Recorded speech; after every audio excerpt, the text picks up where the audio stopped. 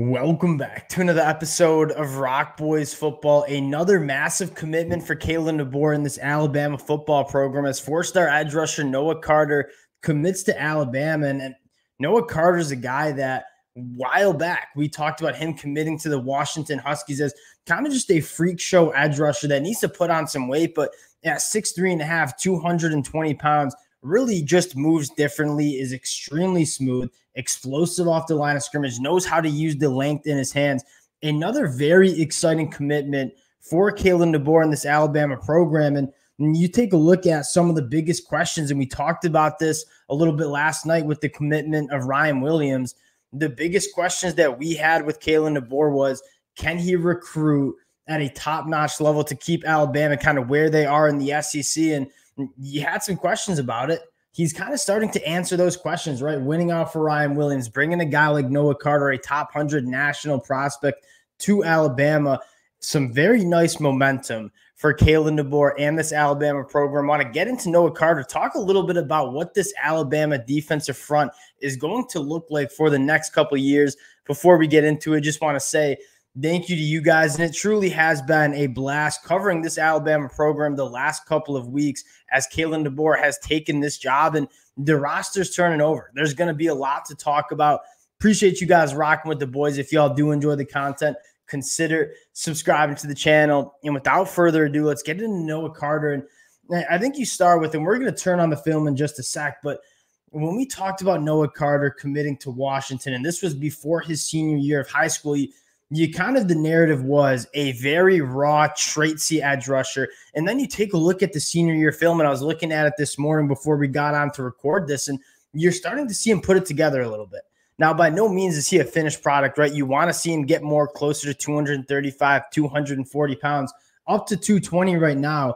But I think what you're most excited about is the stuff that you can't really teach. You can get him into the weight room, put some weight on him, get him up to that 250, 240 range. But what you can't teach is the length that he has, the explosiveness that he has, but most importantly, what he can do bending off the line of scrimmage is truly incredible. This is a guy that checks a lot of boxes in terms of physical traits that you want in an edge rusher. And now he goes to Alabama. He's going to have a year to kind of develop that body, and I think has a ton of upside in terms of what he can be as an edge rusher for Alabama. And you take a look at what they're doing up front, obviously bringing a guy like LT Overton in through the transfer portal, but you go back to that 2023 class. I mean, Keon Keeley, 5-star defensive lineman, Yanza Pierre, Quay Rousseau, James Smith. There is a lot of young talent on this defensive line, and I feel like a lot of people want to write off this Alabama program because they lose a few guys, and Caleb Downs and Caden Proctor have a few guys going to the NFL draft, and people forget that 2023 class was loaded with talent, a lot of which didn't even play for Alabama in 2023. So this is still going to be an extremely talented roster heading into 2024. I want to get into Noah Carter, talk a little bit about what he brings to the table. And the first thing that you're going to see on the film is kind of the closing speed, right? This is a freak show athlete at 6'3.5", 220 pounds. I mean, absolutely flying down that sideline, kind of going sideline to sideline, making a play. And kind of what I want to talk about there, and we'll watch this next rep in a second, is you look at college football is going and what you need to ask a lot of your edge, a lot of players on defense in general, and specifically those edge defenders in terms of being able to go sideline to sideline, being able to drop in the flat and zone coverage and make plays in space, being able to operate in space as a whole. That is where college football is going in terms of what defenses need to do to stop opposing offenses. And I think a guy like Noah Carter kind of fits exactly where this sport is going. And yes, he needs to put on weight, will put on weight, but you can't teach that athleticism that he shows. Right here, you're going to see great burst off the line of scrimmage, using his hands at a high level, getting around that tackle, and then going out and making a play. Like, he just moves different for somebody that is that big and is that long as a guy like Noah Carter. And then you see some offensive flash too. I mean,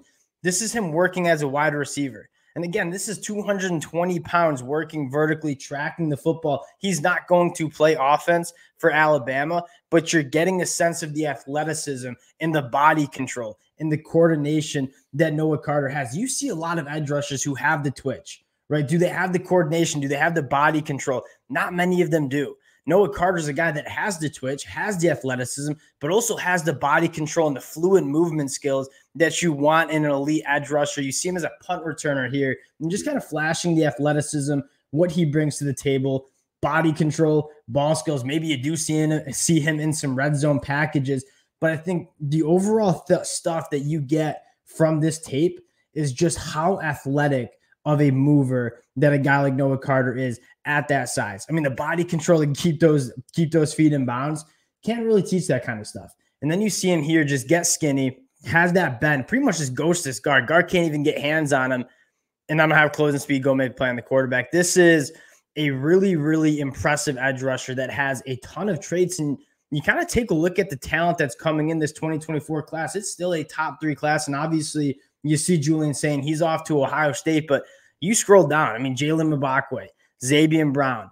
You got 2 5-star guys, 3 5-star guys coming into that back end, and Jalen Mbakwe, Xavier Brown, and Xavier Mincy. And then you continue to scroll down. You add a guy like Jeremiah Beeman, who's one of my personal favorites in this 2024 class. And then obviously you have Ryan Williams, a guy coming in who is going to sign in February. He just committed, obviously, last night. You start looking at this Alabama team, and I think the narrative was like this is a group that is not going to be as talented as the previous Nick Saban years.